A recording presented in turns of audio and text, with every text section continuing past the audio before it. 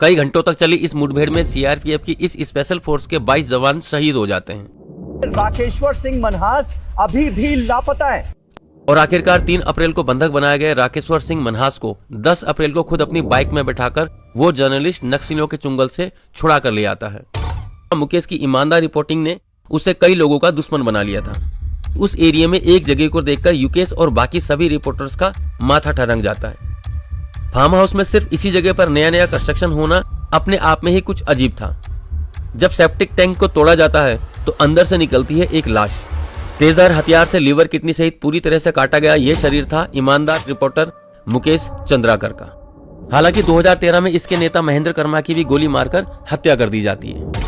और फिर वो दिन भी आया जब मुकेश ने ऐसे ही एक जहरीले सांप के बिल में हाथ डाल दिया, जो मुकेश के लिए नए साल के पहले दिन ही उसका आखिरी दिन लेकर आने वाला था।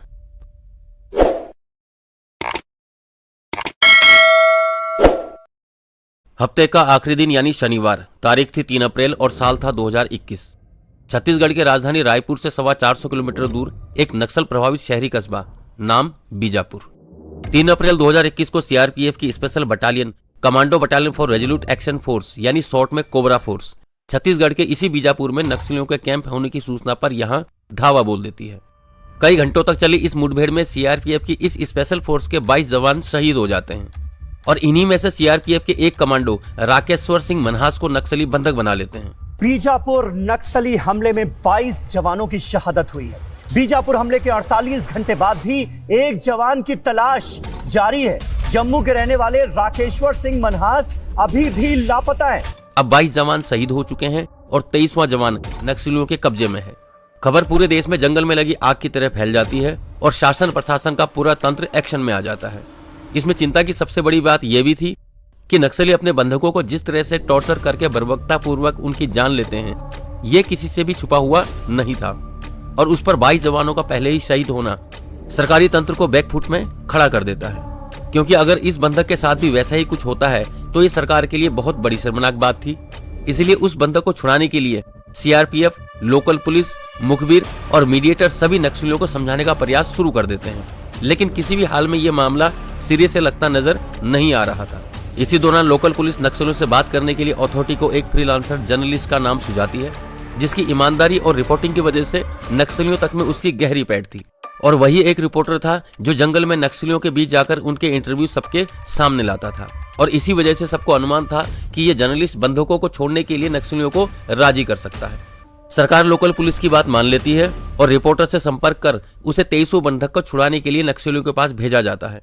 जर्नलिस्ट 4 रिपोर्टर्स की एक टीम लेकर कई दिनों तक नक्सलियों को मनाने की कोशिश करता है और आखिरकार 3 अप्रैल को बंधक बनाया गया राकेश्वर सिंह मनहास को 10 अप्रैल को खुद अपनी बाइक में बैठाकर वो जर्नलिस्ट नक्सलियों के चुंगल से छुड़ा कर ले आता है।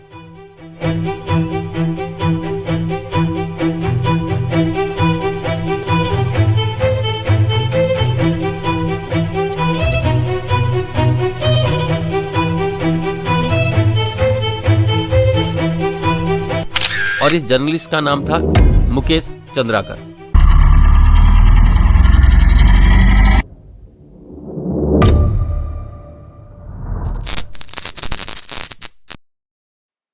दो जनवरी 2025 साल का दूसरा दिन सुबह 9:30 बजे जब मुकेश के बड़े भाई युकेश चंद्राकर ने मुकेश को कॉल किया तो मुकेश का फोन बंद आता है।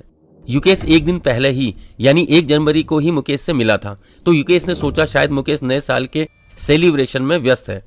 और फिर मुकेश का फोन बंद आना कोई नई बात नहीं थी।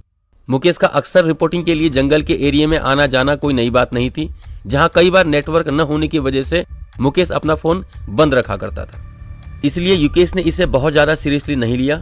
लेकिन जब दोपहर तक भी मुकेश का फोन ऑन नहीं हुआ तो युकेश को मुकेश की फिक्र होने लगी। इसकी वजह यह भी थी कि एक तो बीजापुर का बस्तर का वो एरिया नक्सल प्रभावित क्षेत्र था और दूसरा मुकेश की ईमानदार रिपोर्टिंग ने उसे कई लोगों का दुश्मन बना लिया था और आए दिन उसे धमकियां मिलना एक आम बात थी। इसलिए युकेश का मुकेश के लिए फिक्रमंद होना स्वाभाविक था। युकेश अपने भाई मुकेश के दोस्तों और जानने वालों से संपर्क करते हैं, लेकिन उसे कहीं से भी मुकेश की कोई जानकारी नहीं मिलती। जब शाम ढलने तक भी मुकेश का कोई सुराग नहीं मिला तो फिक्रमंद युकेश ने पुलिस के पास जाने का फैसला किया। शाम 8 बजे तक पुलिस रिपोर्ट दर्ज कर मुकेश की खोज में जुट जाती है। इधर युकेश ने मुकेश की गूगल फाइंड माई डिवाइस की मदद से मुकेश की लास्ट लोकेशन का पता लगाया।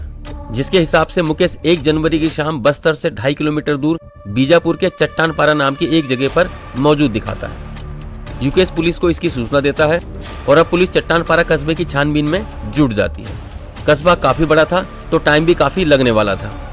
इधर पुलिस, युकेश और उसके साथी मुकेश के कई रिपोर्टर दोस्त अभी तक छानबीन कर ही रहे थे कि उस एरिया में एक जगह को देखकर युकेश और बाकी सभी रिपोर्टर्स का माथा ठरक जाता है और ये था सुरेश चंद्राकर नाम के एक ठेकेदार का ये फार्म हाउस। ये सुरेश चंद्राकर रिश्ते में मुकेश चंद्राकर का ही रिश्तेदार लगता था और युकेश सहित सभी रिपोर्टर्स का माथा ठनकने की एक खास वजह यह भी थी कि सभी को पता था कि मुकेश और सुरेश के आपस में रंजिश है। रिपोर्टर्स पुलिस को सुरेश के बारे में बताते हैं और जिद करते हैं कि इस फार्म हाउस की तलाशी ली जाए। पुलिस फार्म हाउस के अंदर जाती है और एक एक कमरे की एक एक कोने की तलाशी ली जाती है, लेकिन पुलिस को वहां से कुछ नहीं मिलना था, सो कुछ भी नहीं मिलता है। अभी पुलिस तलाशी कर वापस लौटने को होती ही है कि कुछ रिपोर्टर्स की नजर फार्म हाउस में बने बैडमिंटन कोर्ट के एक कोने में ताजा ताजा बने सेप्टिक टैंक पर पड़ती है। इस पूरे फार्म हाउस में यही एक इकलौती जगह थी जो अभी अभी हाल में ही नया नया ताजा बना था। फार्म हाउस में सिर्फ इसी जगह पर नया नया कंस्ट्रक्शन होना अपने आप में ही कुछ अजीब था। अब पुलिस और रिपोर्टर्स के लिए कोई नई बात नहीं थी लाश को दफनाने के लिए ऐसे ही किसी कंस्ट्रक्शन पर शक करना। सो किसी अनहोनी की आशंका के चलते पुलिस सेप्टिक टैंक को तोड़कर तलाशी लेने का फैसला करती है। अब पुलिस उस सेप्टिक टैंक की कैमरे पर लाइव खुदाई शुरू कर देती है। जब सेप्टिक टैंक को तोड़ा जाता है तो अंदर से निकलती है एक लाश। लाश की जो हालत थी उसे देखकर सुबह शाम ऐसी कई लाशें देखने वाली पुलिस के भी रोंगटे खड़े हो जाते हैं। तेजधार हथियार से लीवर, किडनी सहित पूरी तरह से काटा गया ये शरीर था ईमानदार रिपोर्टर मुकेश चंद्राकर का। भ्रष्टाचार को उजागर करने वाले बीजापुर के युवा पत्रकार मुकेश चंद्राकर की बड़ी ही बेरहमी से हत्या कर दी गई। मुकेश 1 जनवरी से लापता थे। उनका शव सेप्टिक टैंक में मिला। ठेकेदार सुरेश चंद्रशेखर के बाड़े में बने सेप्टिक टैंक से लाश निकाली गई।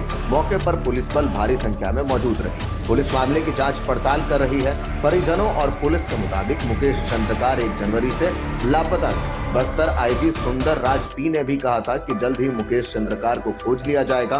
पुलिस की टीमें भी मौके पर मुकेश चंद्राकर की तलाश में लगातार लगी हुई थी। लाश बरामद होते ही फार्म हाउस मालिक की छानबीन हुई तो पता चला सुरेश चंद्राकर यहाँ है ही नहीं। सुरेश की लोकेशन डिटेल निकाली गई तो पता चलता है सुरेश की लोकेशन अभी हैदराबाद में है। पुलिस सुरेश के भाई दिनेश चंद्राकर और सुरेश के सुपरवाइजर महेंद्र राम टेटे को हिरासत में ले लेती है और उनसे पूछताछ में जो कहानी सामने निकल कर आती है उसने उस कस्बे सहित पूरे देश को झकझोर कर रख दिया। मुकेश का जन्म बीजापुर जिले के बासागुड़ा गांव में हुआ था, जहां बचपन से ही मुकेश के परिवार को मुश्किलों का सामना करना पड़ रहा था। वहीं सिर्फ 2 साल की उम्र में ही मुकेश ने अपने पिता को खो दिया तो परिवार की आर्थिक कंडीशन इतनी बदतर हो गई कि परिवार के पास रोजमर्रा चीजों के लिए भी पैसे नहीं थे। इसीलिए मुकेश की मां घर चलाने के लिए आंगनवाड़ी में काम कर दोनों बच्चों का गुजारा करने लगती है। लेकिन इतनी कठिनाइयों के बावजूद उनकी मां ने मुकेश और युकेश की पढ़ाई लिखाई में कोई कमी नहीं छोड़ी। क्योंकि ये एक नक्सल प्रभावित क्षेत्र है, इसलिए यहाँ नक्सलवाद का आतंक अपने चरम पर था।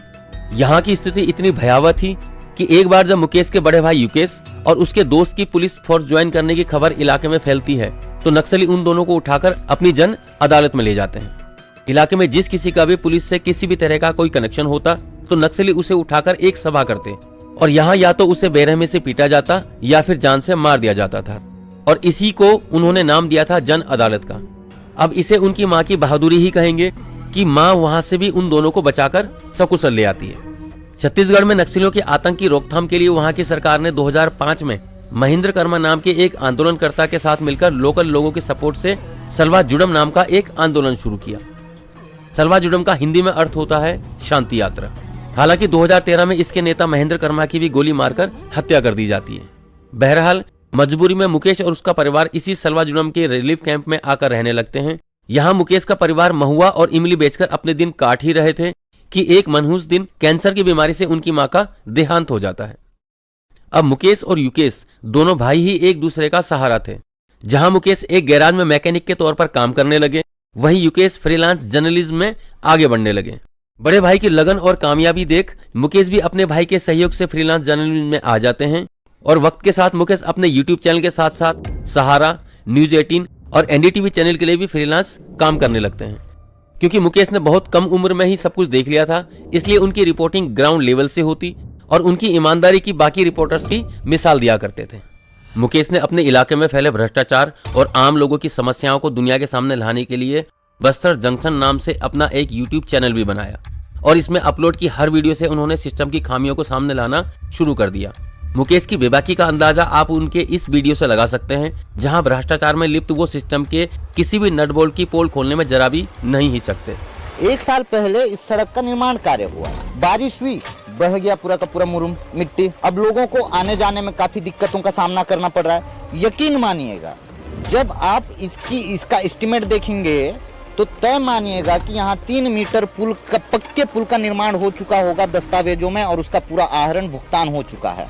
ठेकेदार के साथ सांठ-गांठ करके इंजीनियर, एसडीओ, ई तक इसमें सीधे तौर पे संलिप्त रहते हैं, शामिल रहते हैं और इस तरह के भ्रष्टाचार को अंजाम देते हैं, अपनी तिजोरी भरते हैं। मुकेश ने क्या सड़क, क्या पुल, क्या अस्पताल, क्या स्कूल और क्या बाकी की सरकारी योजनाएं, उन्होंने कोने कोने से भ्रष्टाचारियों की पोल खोलकर दुनिया के सामने उन्हें नंगा खड़ा कर दिया। शिक्षा व्यवस्था को सुदृढ़ करने के लिए सरकारें करोड़ों रुपए फूंक रही है, मगर धरातल पे हालात बिल्कुल विपरीत हैं, खराब हैं। अब मुकेश की रिपोर्टिंग का असर भी दिखने लगा था और अक्सर उनकी रिपोर्टिंग के बाद उन चीजों को दुरुस्त करने की कार्यवाही भी शुरू हो जाती। लेकिन मुकेश की इसी ईमानदारी की पत्रकारिता ने जहां आम लोगों को भरोसा दिलाया, वही सिस्टम के कई मगरमच्छों को अपना दुश्मन भी बना लिया और इसी के चलते उन्हें अक्सर आए दिन धमकियां मिलने लगती। लेकिन धमकी भरे फोनों की संख्या बढ़ने के साथ साथ मुकेश की ईमानदार और बेबाक रिपोर्टिंग भी अपने चरम पर बढ़ती चली गई। और फिर वो दिन भी आया जब मुकेश ने ऐसे ही एक जहरीले सांप के बिल में हाथ डाल दिया, जो मुकेश के लिए नए साल के पहले दिन ही उसका आखिरी दिन लेकर आने वाला था। 25 दिसंबर 2024 के दिन जहां पूरी दुनिया क्रिसमस की तैयारियों में जुटी हुई थी, वहीं मुकेश चंद्राकर एनडीटीवी छत्तीसगढ़ के लिए अपने साथी रिपोर्टर के साथ छत्तीसगढ़ के एक प्रोजेक्ट में हुए घोटाले की रिपोर्टिंग में लगे हुए थे। इस रिपोर्ट में उन्होंने एक्सपोज किया कि किस तरह बीजापुर के गंगलूर से निसालनार तक बन रही सड़क निर्माण में किस हद तक का घोटाला किया गया है। 25 किलोमीटर तक बन रही इस सड़क का बजट पहले सिर्फ 56 करोड़ था, जिसे ठेकेदार के हक में उसे बढ़ाकर 120 करोड़ कर दिया गया। रोड कंस्ट्रक्शन में इतना घोटाला किया गया था कि कुछ ही दिनों में 1 किलोमीटर की सड़क पर 35 गड्ढे हो गए थे। रोड अभी पूरी तरह से बनी भी नहीं थी कि रोड उखड़नी भी शुरू हो गई थी और क्वालिटी ऐसी कि कोई बच्चा भी उसे अपने हाथ से उखाड़ कर रख दे।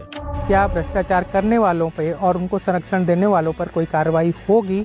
मुकेश ने इस घोटाले में इतनी अंदर तक सेंध लगाई थी कि रिपोर्ट सामने आते ही छत्तीसगढ़ सरकार ने एक कमेटी का गठन कर इस पूरे प्रोजेक्ट पर ही जांच बैठा दी और घोटाले से सजे इस प्रोजेक्ट का ठेकेदार कोई और नहीं बल्कि मुकेश चंद्राकर का चचेरा भाई सुरेश चंद्राकर ही था। एक पुलिस अधिकारी के घर का 10वीं फेल रसोईया बड़े बड़े रसूखदारों के दम पर न सिर्फ कॉन्ट्रैक्टर बन गया था, बल्कि 2021 में उसने अपनी शादी में 10 करोड़ से भी ज्यादा रुपए फूंक डाले थे। शादी की भव्यता का अंदाजा आप इसी बात से लगा सकते हैं कि जिस बीजापुर जैसे इलाके में लोग दाने दाने के मोहताज हैं, वहां सुरेश चंद्र की शादी में सिर्फ विदाई ही BMW और हेलीकॉप्टर से कराई गई थी। अपने अच्छे पॉलिटिकल कॉन्टेक्ट और उनकी सांठगांठ से सुरेश ने कई सरकारी टेंडर हासिल कर करोड़ों के घोटाले किए और अकूत संपत्ति हासिल की। लेकिन मुकेश की तैयार की गई एक रिपोर्ट ने उसे न सिर्फ बीजापुर की जनता बल्कि पूरे देश के सामने उसे नंगा खड़ा कर दिया। मामला क्योंकि 120 करोड़ का था, तो सुरेश ने पहले तो मामले को दबाने की बहुत कोशिश की, यहाँ तक कि उसने अपनी इमेज को सुधारने के लिए अपनी तारीफों के बिना घोटाले के पुल बांधते हुए न्यूज़पेपर में पूरे पेज का एक आर्टिकल भी पब्लिश करवाया। लेकिन मुकेश की रिपोर्ट की आग इतनी ऊंची थी कि सुरेश का कोई भी टोटका काम नहीं आया और इसी के चलते सुरेश ने मुकेश का मुंह हमेशा बंद करने के लिए उसे खत्म करने की साजिश रच डाली। सुरेश जानता था कि मुकेश उसकी बातों में कभी नहीं आएगा, इसीलिए इसके लिए उसने अपने दोनों भाई रितेश और दिनेश चंद्राकर को अपने साथ मिला लिया। 31 दिसंबर 2024 साल का आखिरी दिन, पूरा विश्व जश्न की तैयारियों में व्यस्त। इसी जश्न की शाम रितेश चंद्राकर मुकेश को शाम को पार्टी के लिए फोन करता है। रितेश क्योंकि मुकेश का भी चचेरा भाई था, तो मुकेश को रितेश का कॉल करना कुछ अजीब नहीं लगा। लेकिन मुकेश रितेश चंद्राकर को यह कहकर पार्टी में जाने से मना कर देता है कि साल के आखिरी दिन वो अपने परिवार के साथ ही मनाना पसंद करता है।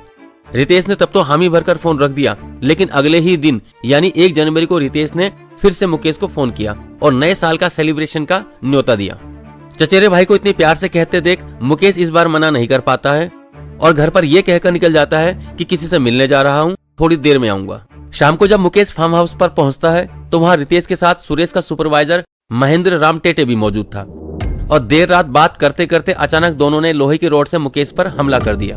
मुकेश को बचाव का मौका दिए बिना ही उन दोनों ने मुकेश के सिर पर लोहे की रॉड से 15 वार किए और मुकेश को मौत की घाट उतार दिया जाता है। और हैरत की बात तो यह है कि नक्सलियों के बीच सीआरपीएफ के जवान को जिंदा बचाकर ले आने वाले शख्स को मारा भी तो उसके अपने भाइयों ने, जिनकी खुशियों में मुकेश अक्सर शरीक हुआ करता था।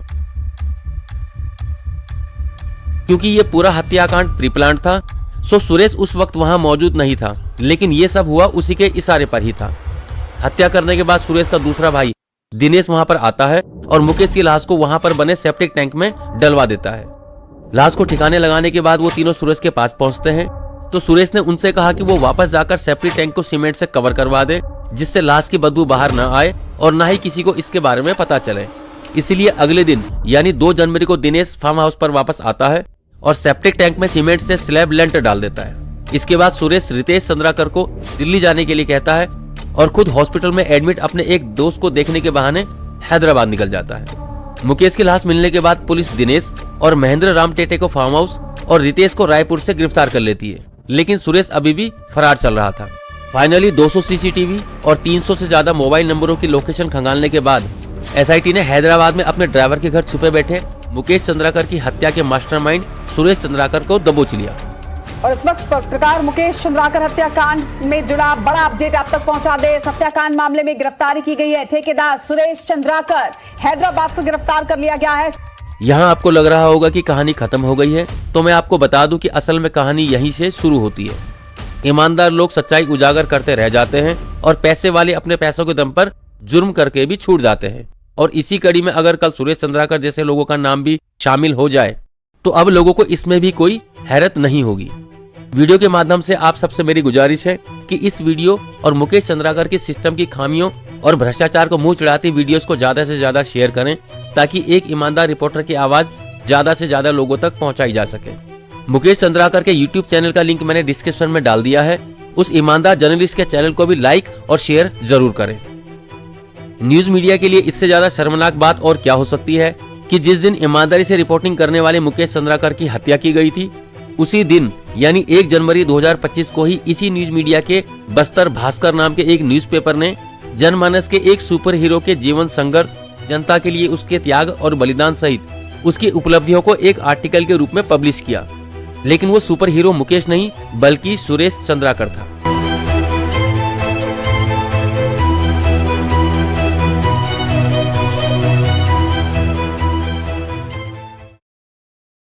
चौबीस फरवरी 2018 को दुबई के एमिरेट्स होटल में श्रीदेवी की मृत्यु से जहां पूरा देश सने रह जाता है, वहीं उनकी मौत के बाद ऐसे ऐसे खुलासे होते हैं जिसने इस हवाई गर्ल की मौत को हमेशा के लिए एक रहस्य बनाकर रख दिया। क्यों यूट्यूबर दीप्ति पिन्नेती ने दावा किया कि श्रीदेवी को जहर दिया गया था?